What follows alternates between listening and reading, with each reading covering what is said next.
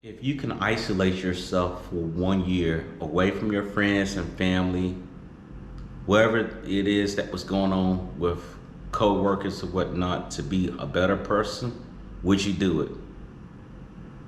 Stay tuned.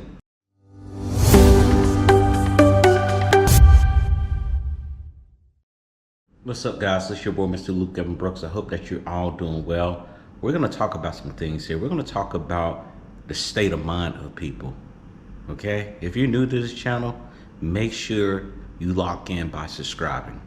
Make sure you do subscribe because I'm going to talk about a lot of things that's been on my mind. I know I haven't been on like I'm supposed to, but guess what? I got a lot more to give you because of the absence. So today, I just noticed how some people live in worry. A lot of people live in the fact that they don't know what's going to happen next. And I used to be like that. I truly was like that at one point in my time. It was right around this time last year. Always worry about what's going to happen here, there, and this. And I could tell you something, this was the path of disappointment, right? It was a point where I was going through pain, whether it was career-wise, whether it was family-wise, whether it was relationship-wise, all this stuff hit simultaneously. But in order for us to grow, we're gonna have to go through pain. So, as that time took place, I had to first go through a period of isolation. I had to get away from the people that I used to associate with, and I'm not gonna lie, it hurt. And it wasn't necessarily what they did, but it was something for me to do to work on myself, to be better on what do I want out of this life. It was the moment when I lost my father. I had to make sure that I recalibrated. It wasn't because something happened at work, but it was because something happened to me that really hurt. Like, you can always find another place to work it if you choose to do that. And this is the part where it really got me, because the only thing I could think of was the time that I spent with my father when he was alive. When we talked about this, we talked about going after the things that I want in life. When I started to do the car business thing, he was not the one to say, oh, I don't know. It was other people that was saying that, but my father said, if you know what you want, go for it. And at that point when he passed away, that's what made me really go for it and really push for what I wanted to do. And I had to learn to let go. I had to re-educate myself. It's kind of like if you got your leg broken. I had my ankle broken, I would say leg, and had Achilles tendon ruptured. It wasn't, okay, go back on here or just sit here.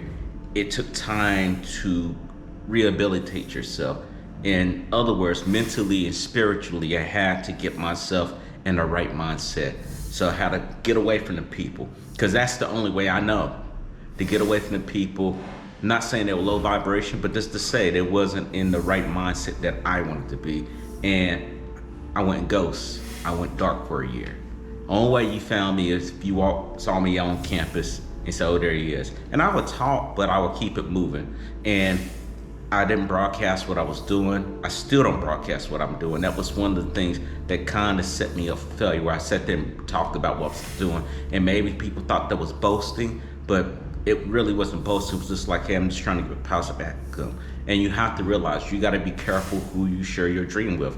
You need to focus on what you do to make yourself better, because at the end of the day, it is your life. It truly is your life at the end. And folks may sabotage you, and you may have people of your own kind will sit there and want to see you fail. Now, I'm not going to sit there and say it's white people. I'm not going to say it's just only black people. It could be anyone. But you got to be careful on how you share your dream, because people can put doubt in your mind. People can try to set you up where they say, hey, this person's trash or whatnot. And you have to be able to understand that these people are not your friends. They might work with you, but they're not your friends. And I had to learn that. And doing this process, a lot of help. I went out and got help. I started getting medical help. I started to go around and really start getting into the word, start understanding what God was saying. And it really resonated with me. I started to get with the right people. I started vibrating with the right folks. I started praying better. I started to do the things that I thought could be done. Some of the things helped also with my health I started to lose a lot of weight. And a lot of people think it was, oh, he must be worried. It wasn't that I was worried. It was just that I got away from the influences. It'd be funny, guys, and this is true. If you're around people that you're just kind of the same vibration, you're gonna start migrating. Just like the birds that fly in the air. You ever see ducks or geese fly, and they all coordinate? They go left all together, or they go right together, wherever it may be. They do these things. Same thing with human beings. If you with the same folks and y'all just do the same thing together, you're not thinking of it. You're just, okay, that's our flow, that's our clique. And how to get away from the clique. And a lot of folks got mad, and I didn't care at that point. I still don't care, because that does not dictate who I am. It does not dictate the outcome of my life. It does not dictate what I want to have in my life and what I desire to have in my life. And you have to be that same way too. You cannot let people sit there and tell you it's not possible for you to actually reach out inside yourself and go after what you know best. Now, I would tell you this. Was it easy? It was not easy at all. I'm telling you, it's not easy. You're gonna go in some deep, deep areas. I promise you. I was in some dark places. People think hell is a bunch of fire and brimstone and stuff like that. It was not that right there. Hell is what you make of it. Hell is what your worst fears are. And I started to worry about a lot of things. I started being worried, no one was to talk to, because at first I couldn't go nowhere. I couldn't go out. I couldn't do anything. And people were kind of like, to stay away from them. But then I started to really look deep inside, and maybe that was my dad up above, or the angels talking to me and say, hey, you're better than this. Just get up, get off the ground, and just keep moving. And from that point forward, I kept going. And I'm telling you this message because you can keep going. No matter what your situation is, you just got to keep your mind focused on what you want to have. And you need to have that mindset as if you already have it. And you need to do it religiously. Now, you might say, what does that mean, Luke? That means that you're not sitting here playing around. You're not on this game. You're not out here clubbing. You're not out here hanging out the boys all the time. I'm not saying you can't take a break, but if you really want something, how much of a break are you going to take? Is it going to be like, okay, I'm going to take a day off, 2 days off, a month off? And that's what happened to me. There are going to be setbacks. I'm not going to say this is one and done. People have setbacks. When I took my last trip out of the country, I didn't do anything. When I mean anything, I wasn't working on my health. I did a couple of videos. I wasn't working out. And to me, I set myself up with a grade every day. Like, how much are you going to do this? Like, I would say 2 days ago, I should have been done with all this. You should have had your video, right? And there's no excuse.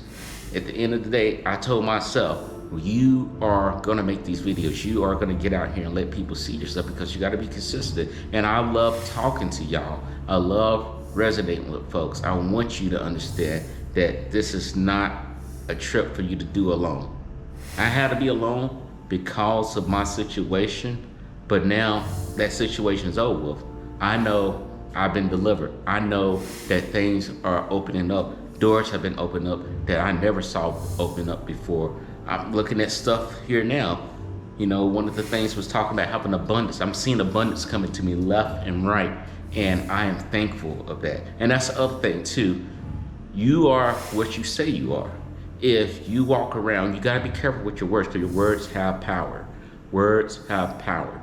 If you're saying you ain't this, you ain't that, you're crap and this and that, it affects your subconscious.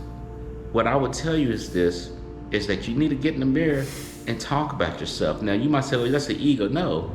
Just like the woman off of, Snow White? Mirror, mirror on the wall, who's the fairest of them all? She's expecting her. She's looking in that mirror, having that conversation. Now, you have to be that. You got to say you're strong, you're unstoppable. Whatever you desire to have. If it's money, say, hey, I have this, I have that. You're talking as if you already have it. And the reason is that you're bringing that forward.